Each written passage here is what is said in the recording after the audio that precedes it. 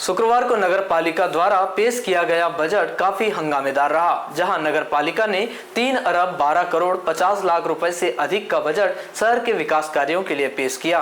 तो वहीं इस बजट में जगह जगह त्रुटि होने की बात कहते हुए विधायक, प्रतिनिधि, नेता प्रतिपक्ष सहित पक्ष विपक्ष के अन्य पार्षदों ने हंगामा मचाते हुए गलतियों में सुधार किए जाने की मांग की।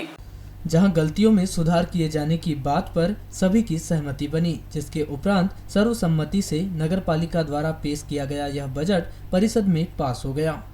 इस बजट में खास बात यह रही कि नगर पालिका द्वारा जल कर बढ़ाने का प्रस्ताव रखा गया है, जिसमें मौजूदा जल कर 60 रुपए की जगह 100 रुपए वसूले जाने की कार्य योजना बनाई गई है। तो वहीं नगर की लगातार बढ़ती जा रही आबादी को ध्यान में रखते हुए बस स्टैंड के विस्तारीकरण का भी कार्य योजना रखी गई है, जहां बस स्टैंड के विस्तारीकरण के लिए नगर पालिका भवन को पूर्व जिला पंचायत भवन में शिफ्ट करने की योजना बनाई गई है। तो वहीं पुराना एसडीएम कार्यालय, तहसील कार्यालय और पुराने कलेक्टर को डिसमेंटल कर बस स्टैंड का विस्तारीकरण किए जाने की भी बात कही गई है। इसके अलावा नगर की साफ सफाई व्यवस्था के लिए स्वच्छता का कार्य निजी कंपनी को दिए जाने का उल्लेख किया गया है। इसके अलावा सड़क, बिजली, पानी, नाली, बड़े प्रोजेक्ट सहित अन्य विकास कार्यों को लेकर 1 वर्ष के लिए कार्य योजना बनाई गई है, जहां त्रुटि सुधार की बात पर सभी ने सहमति जताते हुए त्रुटि वाले प्रस्ताव को छोड़कर पेश किए गया यह बजट सर्वसम्मति से पास किया गया है। वहीं बजट के दौरान नल कनेक्शनों को लेकर जल प्रदाय और राजस्व विभाग आमने सामने आ गए, जिस पर अध्यक्ष भारती ठाकुर ने सख्ती में इसमें सुधार के निर्देश दिए। दरअसल नल कनेक्शन के सालों पहले काटे जाने वाले आवेदन और संपूर्ण कार्यवाही के बावजूद नल कनेक्शन की वसूली में बकाया होने और बजट में पेश किए जाने पर मामला गरमाया था, जिसमें विपक्ष के साथ ही पक्ष के पार्षदों ने बात रखी कि नल कनेक्शन को लेकर नगर पालिका के संबंधित विभाग गैर जिम्मेदार हैं, जिसको लेकर जवाब में जल प्रदाय और राजस्व शाखा के प्रभारी परिषद की बैठक में ही एक दूसरे पर जिम्मेदारी से कार्य नहीं करने की बात कहते रहे। वहीं बजट के दौरान जनहित में स्वच्छ भारत अभियान के तहत नगर के 33 वार्डों में शून्य कचरा योजना को प्रभावशील करने विशेषज्ञ संस्था को नगर की साफ सफाई की व्यवस्था और निजीकरण किए जाने पर जोर दिया गया, जिसको लेकर भी नेता प्रतिपक्ष ने सवाल किए कि विशेषज्ञ संस्था को यह काम दिए जाने से मालूम होता है कि नगर पालिका का स्वच्छता विभाग काम का नहीं है और इसमें भ्रष्टाचार हो रहा है, जिस पर अध्यक्ष भारती पारधी ने कड़ी आपत्ति ली। नेता प्रतिपक्ष ने भी जिम्मेदारी से बीते समय में 4 कचरा वाहन सहित रिक्शा कचरा वाहन में हुई गड़बड़ी का आरोप लगाते हुए कहा कि जब कचरा वाहनों को वापस किया गया तो इसमें खराब कचरा वाहन बुलाए जाने वाले स्वच्छता नोडल अधिकारी पर कार्यवाही क्यों नहीं की गई? आखिर क्यों उन्हें संरक्षण प्रदान किया जा रहा है? वहीं स्वच्छता का कार्य निजी ठेकेदारों को सौंपने के लिए चल रही बहस के बीच भोपाल से पहुंची विशेषज्ञ संस्था के नगर की सफाई को लेकर भी दिए गए प्रोजेक्ट प्रेजेंटेशन में भी प्रस्तुतकर्ता सही तरीके से परिषद के कार्य के बारे में संतुष्ट नहीं कर सका, जिसके बाद यह तय किया गया कि विशेषज्ञ संस्था को कुछ महीनों के लिए यह कार्य दिया जाए और उसके बाद यदि सफाई की व्यवस्था में सुधार आता है तो इसे आगे किया जाएगा। इस सफाई व्यवस्था में स्वच्छता विभाग में विनियमित 2 दर्जन कर्मचारियों को छोड़कर पूरे स्वच्छता कर्मियों सहित स्वच्छता में लगे संसाधन नगर पालिका ठेकेदार को देगी, जिसमें नगर पालिका के कई मजदूर ठेका पद्धति में काम करने मजबूर होंगे। वहीं नगर पालिका के बजट को नगर पालिका अध्यक्ष भारती ठाकुर ने पेश किए। बजट पर चर्चा करते हुए बजट की तारीफों के पुल बांधते हुए कहा कि बजट नगर के विकास की ओर अग्रसर और नागरिकों को सुविधा प्रदान करने वाला है, जिसमें उन्होंने सड़क, नालियों, बस स्टैंड, बड़े नाले, स्वच्छता, सोलर प्लांट, सार्वजनिक शौचालय, Sanjeevani clinic, shopping complex, Geeta Bhawan, सड़क सुरक्षा, water harvesting, swimming pool, transport Nagar, Amrut योजना से water filter plant, Hanuman Chowk में जलभराव से निपटने सहित कई बड़े और छोटे कार्यों के लिए करोड़ों और लाखों रुपए का प्रावधान किया गया। उन्होंने बजट को नगर के चहुमुखी विकास का बजट बताते हुए कहा कि 1 नेशन 1 इलेक्शन के प्रस्ताव को सर्वसम्मति से पास किया गया है। इसके अलावा शहर के लगभग 25 से 26 स्थानीय सड़कों और वार्डों का नाम परिवर्तन किया गया है। जब हमने स्लैब का बताया कि वहाँ पर भी स्लैब का निर्माण होना है, तब राज भैया के साथ क्यों भैया तब तो कट रही था ना, फिर कैसे मैं 3.5 साल पहले क्यों जाऊंगी देखने। और चलो ठीक है, एक मान लीजिए कि 3.5 साल पहले का काम है, तो क्या अब आप ये बोलना चाहिए कि 3.5 साल पहले मैं उस वार्ड की इंजीनियर नहीं थी, या मेरे संज्ञान में वो काम नहीं था। ये चीज हम बोली नहीं। अगर कार्यकाल में आपके समय में अगर वो गुणवत्ता वाला काम नहीं हुआ है तो वो चाहे आप अपनी गलती स्वीकार कीजिए कि गलती आपकी है। मैडम गलती के साथ साथ उस बार उनके साथ जॉइंट इंस्पेक्शन का भी है। इंस्पेक्शन हुआ है लेकिन सुधारता तो केवल अपने शिकायत है। जॉइंट इंस्पेक्शन ये नहीं हुआ है कि बन गई करके ओके करके नहीं हुआ। चलते काम में हम देख के आए हैं और कार्य पूर्णता का लेटर आपकी तरफ से दिया गया, कहीं उसमें डेट क्या डाली आप डेट बताइए। 28/8/2023 फिर मैंने दिया 16/8/2023 12 दिन बाद। ये गलत है। अच्छा, उसके बाद ये भी हुआ मैडम कि हमने ठेकेदार को किसी प्रकार की कोई राशि का भुगतान नहीं करे, क्योंकि उस समय अपने मौखिक रूप से बोल दिए थे कि वो मैं स्वयं जब वहाँ निरीक्षण करने गई थी और उसमें वो गलत काम देखी थी तो मैंने वही बोल दी थी कि इसका किसी भी प्रकार का भुगतान नहीं किया जाएगा और नहीं किया गया। लेकिन ये समस्या का समाधान नहीं है ना मैडम। अगर हर वार्डों में गुणवत्ता वाला काम नहीं हो रहा, हम जाके ये भी है और वहाँ पर एक पुलिया का निर्माण भी अतिरिक्त रूप से करवाया गया है भैया के द्वारा जो लेटर था उसमें काटना, उसके बाद में जल कर कोई अपना पूरी जानकारी देंगे, उसके यानी वो कनेक्शन काट के उसके बाद हमको जानकारी देंगे तब जाकर उनकी डिमांड खारिज करेंगे। ये गलतियां आती पूरी जय प्रकाश है। तो भैया अध्यक्ष जी मेरे वार्ड नंबर 2 में टिपरा विषय में शिविर ना पड़ती है ना जल विभाग से उसका जो भी भाई नीचे की जल प्रदाय के रूप में बढ़ती है।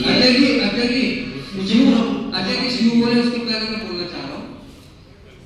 2000 बकाया जो फाइल चल रही थी, फाइल इनने बढ़ाए कहाँ गई राजस्व में जाती है, क्योंकि राजस्व में इसलिए जाती है ये फाइल बढ़ाते हैं, ये फाइल बढ़ा के राजस्व में भेजते हैं कि उनका कितना बाकी है। वो फाइल कहाँ जाती है वहीं अटक जाती है, या तो इनके पास में होगी या इनके पास में होगी, है ना। और ये बताते हैं नियम कानून जाता है, ये दस्तखत करने को तैयार नहीं थे फाइलों में, इतनी सारी बड़ी है फाइल है सुनकर तो दस्तखत नहीं करते क्योंकि पैसे का मामला फंस जाएंगे। ये असल में वस्तु मैडम इस बार कितना प्रस्तावित किया गया है, इस बार कितना प्रस्तावित किया गया है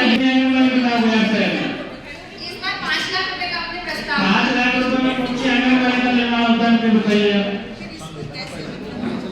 एक भी नहीं हो पाएगी भैया, 5 लाख में एक भी आंगनबाड़ी नहीं बन पाएगी। एक्चुअली इसमें क्या होता है, आंगनबाड़ी पैसा शासकीय अनुदान आता है और उसके बाद में ये जो है धनराशि यहाँ अंकित की गई है ये परिषद की होती है। 5 लाख रुपए बस जी जैसी स्थिति बनेगी फिर और डिमांड मतलब प्रस्तावित की जाती है। सीएम साहब नंबर 11 में एक आंगनबाड़ी बनी जी उसका बजट था केंद्रीय बजट 5 लाख रुपए। पिछले बार तुम जल्दी चले गए थे, तुम आखिरी बजट की आखिरी बैठक तक बैठो, तुम्हारे एक विषय का जवाब एक सवाल का जवाब मिलेगा, पर अभी बजट से भटकना नहीं है, अभी बजट पे चर्चा करो। चलो कंटिन्यू करिए। नेता नहीं दे रहा है तो उसकी अमानत राशि से 100 रुपया काट लिया जाए आखिरी में, उसकी अमानत राशि वापसी का आता है तो उसमें आवेदक को भी सुविधा हो जाएगी और रद्द का निश्चित का काम भी सरलता से हो जाएगा। ऐसी मेरी ये सलाह थी इस मामले में। राशन आंगनबाड़ियों के लिए दे रहे हैं हर साल, तो हमारी आंगनबाड़ी को क्यों नहीं आगे वो प्रमोट किया जाए। और 5 लाख रुपए की राशि अगर 2024-25 में आपने दे दी है तो कौन सी आंगनबाड़ी में दी है, मैं बस उनकी जानकारी चाहती हूँ, कौन से वार्ड की आंगनबाड़ी। और मैं अध्यक्ष का आपसे अनुरोध है, सनिका अभी आपसे अनुरोध करेगी तो वो आप इस साल प्लीज उस आंगनबाड़ी को लेने के लिए जो करें, क्योंकि बहुत वहाँ पे बच्चों को दिक्कत हुई है। तो वार्ड नंबर 6 और 19 को मिलाकर जो हमने आंगनबाड़ी का एक प्रस्ताव दिया है उस पर आप जरूर विचार करें। जी हाँ 25 और आज ही इसके मतलब नोडल रहेंगे सत्यम जाट जी, जल प्रदाय से ज्योति मेश्राम जी रहेंगी और राजस्व विभाग के 2 प्रतिनिधि रहेंगे। परीक्षा बैठी हुई बजट पुटअप किया, हमने भी आप उल्लेख किया, पूंजीगत प्राप्तियां जो होती हैं ये शासन से जो हमको राशि प्राप्त नहीं लगा रहा हूँ, आपके विभाग के लोगों पर लगा रहा हूँ। क्यों मैं से जोड़ करके गाड़ी सहमत हूँ कि आप नगर पालिका की व्यवस्थाएं सुधारने के लिए बोल रहे हैं, लेकिन आप सामने वाले को जवाब देने के लिए तो रास्ता देखिए कि सामने वाला उस पे क्या जवाब प्रस्तुत कर रहा है। आपकी जिम्मेदारी थी कि ये चीज गाड़ियों पे ठेकों से जुड़कर आई थी, जो दो गाड़ियों में शिकायत आई थी, जिन दो रिक्शों में शिकायत आई थी वो रिक्शे तुरंत बदल दिए गए थे और बाकी के रिक्शे इसलिए रुकवाए गए थे कि कहीं उनमें कोई कमी बेसी तो नहीं है, इसलिए उन रिक्शों को रुकवाया गया था कि वो दो में जो कमी आई थी वो दूसरे रिक्शों में तो नहीं है। और उसके बाद उनको रिलीज करने के पहले पूरी टेक्निकल उनकी जांच की गई है नूडल के द्वारा और हमारे पर आपने उन अधिकारी के खिलाफ कोई कार्रवाई नहीं की है, बल्कि बार-बार उसी को प्रोत्साहित करने का काम किया है, आपके द्वारा किया गया है। आपकी मंशा पर मैं कोई सवाल नहीं कर रहा हूँ, पर आपके अधीनस्थ नोडल अधिकारी की मंशा पर कर रहा हूँ। आप उस नोडल अधिकारी की जिम्मेदारी है शहर की स्वच्छता देखना। जब आप ये विशेष संस्था का सहयोग ले रहे हैं, इसका मतलब उस नोडल अधिकारी और आपके स्वास्थ्य विभाग की कार्य क्षमता नहीं है और उनके काम करने की मंशा नहीं है। विशेष संस्था को हम पैसा दे देंगे तो ये लोग क्या करेंगे? भैया सुनिए, अगर आप हम नगरीय क्षेत्र में जी रहे हैं, तो ये इसमें कितने उल्लेख बजट में किए होंगे तो अनुमानित कितनी बसें हैं?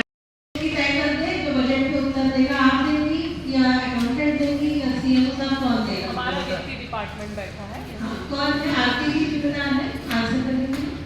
ठीक है, ये आपकी जिम्मेदारी है और आपकी व्यक्तिगत नहीं है, परिषद के निर्णय को फॉलो करना है आपको। यदि कल से तो बस हाल्टिंग का पैसा नहीं देगी तो वो बस वहाँ खड़ी नहीं रहेगी। 10 दिन पहले आए उनको एक डिमांड नोटिस दे दी है और नहीं तो फिर परिषद में प्रस्ताव ला लीजिए कि फ्री कर देते हैं अपन, नहीं लेंगे अपन। ये प्रस्ताव भी काफी का मन में चलाया गया था। मैं इसी में एक बात और बोलना चाहती हूँ, बहुत अच्छी आज नगर पालिका परिषद बालाघाट का बजट बैठक थी और लगभग 3 अरब 12 करोड़ 50 लाख रुपए से ये बजट स्वीकृत किया गया है।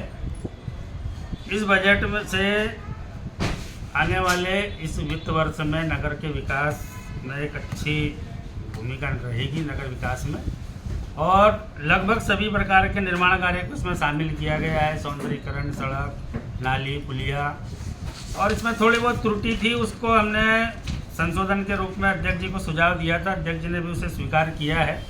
और रेखा की तरफ कहीं भी ऐसी कोई जगह खाली नहीं है जहां हम नवीन बस स्टैंड का विस्तार कर सके। तो अभी वर्तमान में हमारा जहां बस स्टैंड संचालित हो रहा है हम उसको ही सुव्यवस्थित बनाएंगे। तो इसके लिए सबसे पहले तो चारों ओर सराउंडिंग एरिया में जो हमारे कॉम्प्लेक्स बने हुए हैं उनका सुधार कार्य करके उनको डबल स्टोरी, ट्रिपल स्टोरी करके वहाँ पे दुकानें निकाली जाएंगी। इससे नगर पालिका का एक तो राजस्व की आय बढ़ेगी, दूसरा हमारे यात्रियों को सुविधा होगी। जो आने वाले बाहर से आने वाले यात्री हैं, एक अच्छा प्रतीक्षालय उन्हें बैठने के लिए मिलेगा, सर्व सुविधा युक्त, जहाँ पुलिस की भी प्रॉपर पेट्रोलिंग रहेगी और किसी भी प्रकार का उन्हें असुविधा नहीं होगी। तो इस बात को दृष्टिगत रखते हुए, जन सुविधा को देखते हुए और एक अच्छे यात्री प्रतीक्षालय के साथ साथ उसमें वाचनालय जिसे लाइब्रेरी कहते हैं, तो ऐसी लाइब्रेरी का भी उसमें प्रोविज़न किया जाएगा। और नगर पालिका को यहाँ से विस्थापित करने का भी प्रस्ताव आया है, क्योंकि नगर पालिका का भवन काफ़ी लंबे समय से यहाँ संचालित हो रहा है, बिल्डिंग भी जीर्ण शीर्ण हो गई है और अलग अलग विभाग इसके बटे हुए हैं। तो यहाँ प्रॉपर जो भी व्यक्ति कोई काम लेके आता है उसे लगभग काफ़ी देर तो पहले भटकना होता है विभाग ढूंढने के लिए। तो ये परेशानी से बचने के लिए और एक अच्छी सर्व सुविधा युक्त हम भवन प्रदान करें, जिसमें हमारे एक तो पब्लिक को भी परेशानी ना हो, अपना काम लेके आए तो वो अपने विभाग वाइज काम करा सके। और चूंकि ये हम अपने आने वाले जो हमारी परिषद होगी, भले ही हमारी इस परिषद को इस चीज़ का लाभ ना मिले, लेकिन हम चाहते हैं कि हमारे शहर को, हमारी जनता को इसका लाभ मिले, इसलिए ऐसे भवन का हम निर्माण कराना चाहते हैं। तो भवन के लिए भी भूमि मिल गई है और हम बहुत जल्द राज्य शासन को पत्र लिख के जो 10 करोड़ की राशि की मांग करके और वो पैसा लाएंगे और उससे भवन का निर्माण किया जाएगा। उतने समय के लिए नगर पालिका को किसी अन्यत्र किसी और बिल्डिंग में संचालित किया जाएगा। इसके लिए भी 2 भवन देख लिए गए हैं।